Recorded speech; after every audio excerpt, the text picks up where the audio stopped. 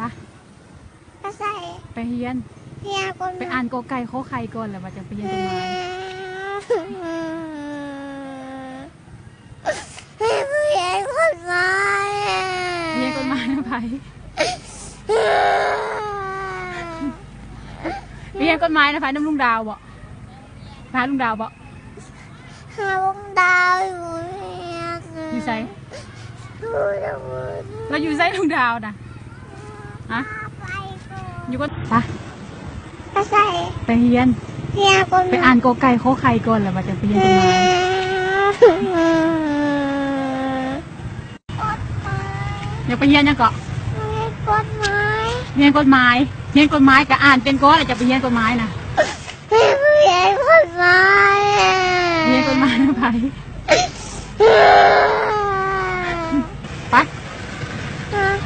ไปเฮียนไปเฮียนอยู่นี่แหละ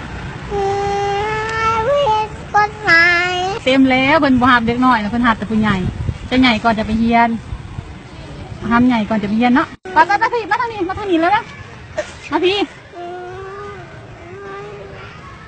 ไปแม่ครูเอิญยังหันแม่ครูเอิญยังแม่ครูเอิญไอ้ทีนมันเปื้อนนะลูกไปมาพี่ไปครูบอกพาไปดอกไปเสมอปะ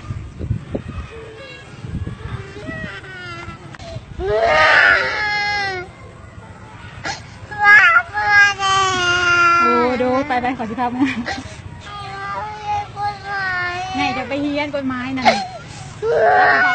ใหญ่แล้วจะใหญ่แล้วสวัสดีจะไปเฮียนกฎหมายนะใหญ่แล้วจะปีแล้วอายุฮะแต่คนที่ซื้อไดโนเสาร์ให้เอาบ่ไดโนเสาร์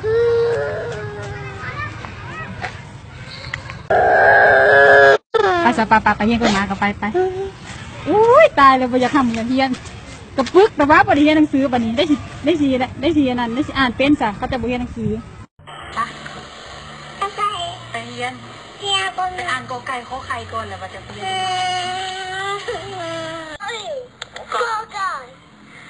ขอไ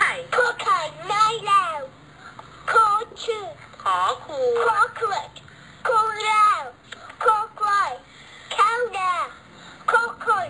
ขึ้นแคนขอละไข่ข้างขาโมมือใจกล้าโจจานสายดีโชชิงดีจัดโชช้างวิ่งหนีโชโซดามทีโชกาเจอคู่กันโยเย็นโชผ้าโจจัดตาสวมแหวนโจประจักษ์เหมือนหันอันโยขอฐานแค่เวลนขอหนังมุมถูกลากขาวโชว์ไปข้าวเดินลูกเดินย่องนอไบเบิลเจ้าใจเบิลดีต่อเต่าโอ้เจ้าล้างจืดถอถุงโชว์ถึงแบกขนทอทหารอดทนโทชื่นทอทงโทชื่นคนนิยมโจนอนูแควกควายบอใบไม้ชักชกปลาปลาใจกระลมพอปิดจำลายฟ้องสาชนชายข้างมาโพพานว่างใจโฟฝันจะอาใจโพสัมผัสการบ่ายมือมัดคุกคักยุยะคิวร์โรเยอร์ชายแรกเรือพายเบอร์ลอยเล่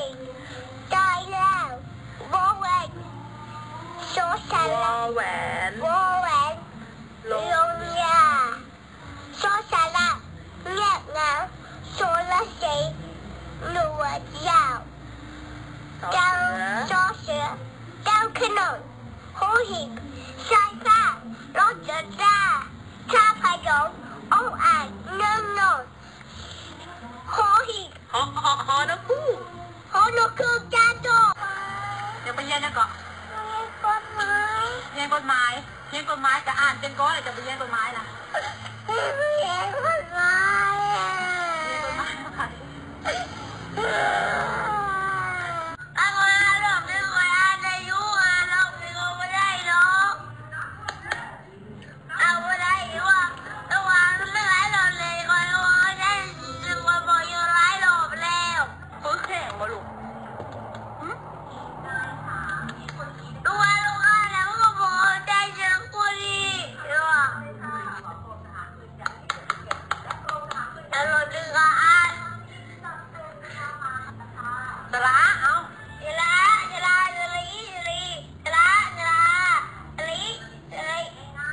อุ๊ก็บอกแม่นะวะเราเรื่องเราไม่ได้หรอกเยอะเราไม่ได้หรอกยังเราไม่ได้หรอกเลย ไปเรียน เรียนใจ ไปเรียนอยู่นี่แหละ เรียนกฎหมาย เต็มแล้วบนความเด็กน้อยแล้วบนหามแต่ผู้ใหญ่จะใหญ่ก่อนจะไปเรียนทำใหญ่ก่อนจะไปเรียนเนาะมาทีแล้วแล้วมาทีไปแม่ครูเอิญยังหันครูเอิญยังครูเอิญไอ้ทีนเพื่อนนะลูกไปมาทีไม่กูบอกว่าไปดอกไปแต่เมื่อปะ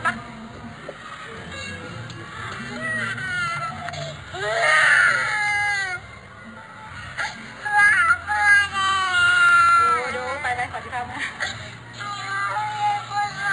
ไงจะไปเรียนกฎหมายนะ